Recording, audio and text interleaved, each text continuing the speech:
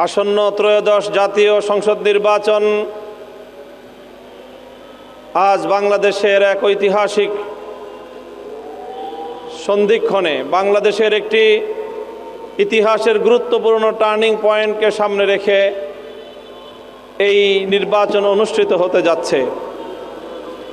আমরা জানি এই নির্বাচন শুধুমাত্র সংসদ নির্বাচন নয়, সংসদ নির্বাচনের পাশাপাশি জুলাই সনদের আইনি ভিত্তি প্রতিষ্ঠা করার লক্ষ্যে গণভোট অনুষ্ঠিত হচ্ছে। গণভোটটা কি, জুলাই সনদ কি এবং গণভোট আর জুলাই সনদের সাথে আসন্ন জাতীয় সংসদ নির্বাচনের সম্পর্কটা কি, সেটা আমাদেরকে ভালো করে বোঝা প্রয়োজন। আজ আমাদের এই মঞ্চে 1971-এর মহান মুক্তিযোদ্ধারা উপস্থিত আছেন। আজকের এই মঞ্চে 2024-এর জুলাই যোদ্ধা এবং জুলাই বিপ্লবে শাহাদাত বরণকারী বীর শহীদানদের পরিবারের সদস্যরা রয়েছেন। আজকে বাংলাদেশ 1971-এর মহান মুক্তিযুদ্ধে যে ঐতিহাসিক বিজয় এবং স্বাধীনতা অর্জন করেছিল, দীর্ঘ 54 বছরেও স্বাধীনতার সুফল বাংলার মানুষের ঘরে তুলতে পারেনি। দীর্ঘ 54 বছরেও বৈষম্য দূর হয়নি। দীর্ঘ 54 বছরেও বাংলাদেশের মানুষ তাদের বিজয়ের ফসল ঘরে তুলতে পারেনি। দীর্ঘ 54 বছরেও জুলুম শোষণ মুক্ত একটি স্বাধীন একটি বাংলাদেশ গড়ে তুলতে পারা যায়নি।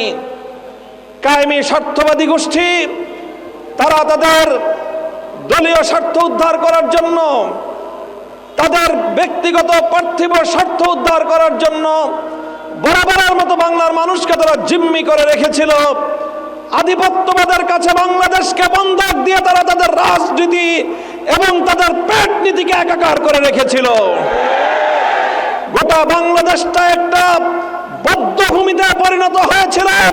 গোটা বাংলাদেশ মানুষকে এক জীবন্ত জিন্দানখানায় বন্দী করে বাংলাদেশকে আধিপত্যবাদী শক্তির কাছে ইজারা দেওয়ার ব্যবস্থা করা হয়েছিল। তার বিরুদ্ধে ফুঁসে উঠেছিল 2024-এর আমাদের ছাত্ররা, ফুঁসে উঠেছিল বাংলার তরুণ দামাল সন্তানেরা। 71-এর মুক্তিযুদ্ধের সেই কাঙ্ক্ষিত স্বাধীনতার ফসল ঘরে তুলবার জন্যই 2024-এর জুলাই বিপ্লব সংগঠিত হয়েছিল। সংগ্রামী সাথী ও বন্ধুগণ, দুর্ভাগ্যজনকভাবে আজকে আমরা লক্ষ্য করছি যে একটি মহল বাংলাদেশে ইতিপূর্বে যেমনি ভাবে 71-এর মুক্তিযুদ্ধকে ইসলামের মুখোমুখি দাঁড় করাবার পায়তারা চালিয়েছিল, সেই পরাজিত শক্তি আবার বাংলাদেশে 24-এর জুলাই বিপ্লবকে 71-এর মুখোমুখি দাঁড় করাবার চেষ্টা করছে। আমাদেরকে এই ষড়যন্ত্র ঐক্যবদ্ধভাবে রুখে দাঁড়াতে হবে। আর এই ষড়যন্ত্রকে মোকাবেলা করার জন্যই 24-এর বিপ্লবের অংশীজনেরা, দেশপ্রেমিক এবং ইসলামী শক্তি 10 দলীয় নির্বাচনী ঐক্য গঠন করেছে বাংলাদেশকে পাহারাদারি করবার জন্য, বাংলাদেশকে 47, 71 এবং 24-এর বিপ্লবের আকাঙ্ক্ষার ভিত্তিতে নতুন করে গড়ে তুলবার জন্য। আমরা অতীব দুঃখের সাথে লক্ষ্য করছি, অনেক মানুষ আজ বাংলাদেশে এমন এক রাজনীতির পথে চলেছে,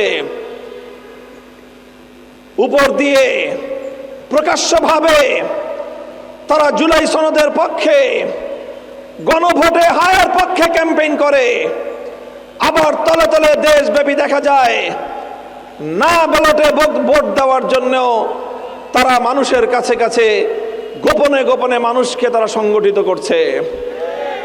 আমার পরিষ্কার বক্তব্য, এমন দ্বিচারিতা এবং মুনাফিকি করে জাতিকে বিভক্ত করার চেষ্টা করা যাবে, কিন্তু আগামীর বাংলাদেশকে দবায় রাখা যাবে না ইনশাআল্লাহ। সৎ সাহস থাকলে মুখে বলেন, যেটা পেটে আছে সেটা মুখে বলবেন। যেটা গোপনে বলেন সেটা প্রকাশ্যে বলবেন। মুনাফিকি ভাওতাবাজির রাজনীতির মধ্য দিয়ে জাতির কাঙ্ক্ষিত মুক্তি অর্জন করা সম্ভব নয়। সংগ্রামী সাথী ও বন্ধু, বিভিন্ন পর্যায়ক্রম অতিক্রম করে আজ 22শে জানুয়ারি মাত্র 30% টাকায় জমির মালিক হয়ে নতুন বাংলাদেশের গড়ে তোলার স্বপ্ন দেখা বাংলা বসতি। আনুষ্ঠানিকভাবে নির্বাচনী প্রচার প্রচারণার শুরু হতে যাচ্ছে। আমরা বাংলাদেশের ঢাকার অন্যতম গুরুত্বপূর্ণ একটি জায়গা মোহাম্মদপুর, আদাবর এবং শেরেবাংলা নগর নিয়ে গঠিত ঢাকা 13 আসন থেকে 10 দলীয় নির্বাচনী ঐক্যবদ্ধ ফোরাম থেকে বাংলাদেশ খেলাফত মজলিসের মনোনয়ন বাহন রিক্সা প্রতীক নিয়ে আমি আপনাদের ভাই মোহাম্মদপুরের মাটি ও মানুষের 40 বছরের অভিযাত্রী, 40 বছরের সহযাত্রী মোহাম্মদপুর, আদাবর এবং ঢাকা 13কে সন্ত্রাস, জুলুমবাজ, চাঁদাবাজ, মাদকের চোরাকারবারীদের হাত থেকে মুক্ত করবার এক অদম্য স্লোগান নিয়ে চাঁদের ময়দানে অবতীর্ণ হওয়ার জন্য ভোট যুদ্ধে নেমেছি। ইনশাআল্লাহ এই মোহাম্মদপুর, ঢাকা 13কে চাঁদাবাজ মুক্ত করে ছাড়ব, আধিপত্যবাদ মুক্ত করে ছাড়ব, সন্ত্রাস এবং চাঁদাবাজ মুক্ত করে ছাড়ব ইনশাআল্লাহ। তাই রিক্সা প্রতীক নিয়ে নির্বাচনী প্রচারণার সূচনা লগ্নে আজ আমরা এই শহীদ পার্ক মাঠে আয়োজন করেছি। এখানে আমরা 71-এর মহান মুক্তিযুদ্ধের বীর শহীদানদেরকে সম্মাননা জানিয়েছি। তাদের আশীর্বাদ নিয়ে আমরা আমাদের নির্বাচনী প্রচারণা শুরু করার জন্য এখানে একত্রিত হয়েছি। 2024 জুলাই বিপ্লবে বীর শহীদানদের অভিভাবকদেরকে আমরা দোয়া নেওয়ার জন্য ডেকেছি, আমন্ত্রণ জানিয়েছি।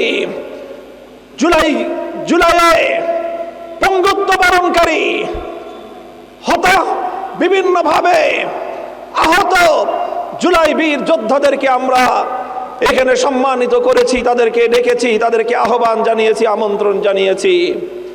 2013 সালের শাপলা চত্বরে ফাঁসিবাদের বিরুদ্ধে সর্বপ্রথম গর্জে ওঠা শাপলার বীর শহীদান পরিবারদেরকে আমরা এখানে আমন্ত্রণ জানিয়েছি। তাদের সকলকে নিয়ে ঐক্যবদ্ধভাবে আগামীর বাংলাদেশকে আমরা কিভাবে গড়তে চাই সেই ঘোষণা দেওয়ার জন্যই আজ আমরা এখানে একত্রিত হয়েছি। ইনশাআল্লাহ 10 দলীয় যে নির্বাচনী ঐক্য গঠিত হয়েছে, আর মোহাম্মদপুরে এসে ইসলামী আন্দোলন বাংলাদেশের পক্ষ থেকেও আমাদের সঙ্গে যেই সহমর্মিতা এবং ঐক্য ঘোষণা করা হয়েছে, তাই আজ মোহাম্মদপুরের মাটি, ঢাকা 13 আসনের মাটি, আদাবরের মাটি, শেরেবাংলা নগরের মাটি বাংলাদেশে অন্যতম আইকনিক ঐক্যের একটি রূপরেখায় পরিণত হয়েছে।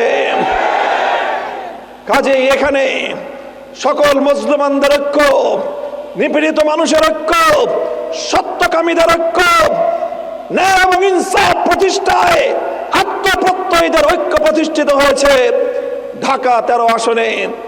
ইনশাআল্লাহ আমরা নির্বাচনী আচরণ বিধিকে পরিপূর্ণভাবে অনুসরণ করার মধ্য দিয়ে শান্তিপূর্ণ উপায়ে আমাদের নির্বাচনী প্রচারণা অভিযান পরিচালনা করব।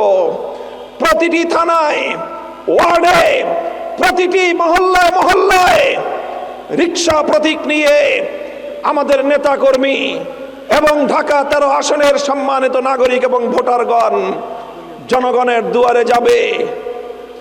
10 দলীয় নির্বাচনী ঐক্যের সকল দলের নেতাকর্মী, সকল দলের কর্মী সমর্থকরা রাজপথে আমরা ইস্পাত কঠিন ঐক্য গড়ে তুলে আগামীর বাংলাদেশকে আমরা ঐক্যবদ্ধ বাংলাদেশে পরিণত করব ইনশাআল্লাহ। বিভেদের রাজনীতির দিন শেষ, আগামীর ঐক্যবদ্ধ বাংলাদেশ। যারা বাংলাদেশকে অতীতে বিভক্ত করে নিজেদের স্বার্থ উদ্ধার করার রাজনীতি করেছে, জুলাই বিপ্লবের মধ্য দিয়ে বাংলাদেশকে বিভক্ত করার রাজনীতি যেভাবে ব্যর্থ হয়েছে, 2026-এর 12ই ফেব্রুয়ারি নির্বাচনের মধ্য দিয়ে বিভেদকামী নতুন ষড়যন্ত্রকারীরা প্রত্যাখ্যাত হবে ইনশাআল্লাহ। আমি আমার আজকের এই নির্বাচনী কার্যক্রমের আনুষ্ঠানিক প্রচার অভিযান উদ্বোধনের জন্য 10 দলের সকল নেতৃবৃন্দ, 71-এর মহান মুক্তিযুদ্ধের বীর মুক্তিযোদ্ধা, 24-এর জুলাই যোদ্ধা, শহীদ পরিবারের সম্মানিত সদস্য সকলকে আমি মঞ্চে আমার পাশে আমন্ত্রণ জানিয়েছি। তারা আজ সকলে মঞ্চে এসে আমাদের সাথে সম্মিলিত হয়েছেন। তাদের সম্মিলিত সকলের সহযোগিতা নিয়ে, সকলের দোয়া সমর্থন নিয়ে এবং তাদের আশীর্বাদ নিয়ে নির্বাচনী প্রচারণা অভিযানের কার্যক্রম শুরু করতে যাচ্ছি ইনশাআল্লাহ। আপনারা সকলেই যার যার জায়গা থেকে আমাদেরকে সহযোগিতা করার উদাত্ত আহ্বান জানাচ্ছি। মনে রাখবেন, আমাদের প্রধান শক্তি হলো সত্যবাদিতা, আমাদের প্রধান শক্তি হলো আমাদের নীতি নৈতিকতা। আমরা উপরে একটা বলবো, ভিতরে আরেকটা করব। মুনাফিকি এই চরিত্র নিয়ে রাজনীতিতে কার্যকলাপ পরিচালনা করব না ইনশাআল্লাহ।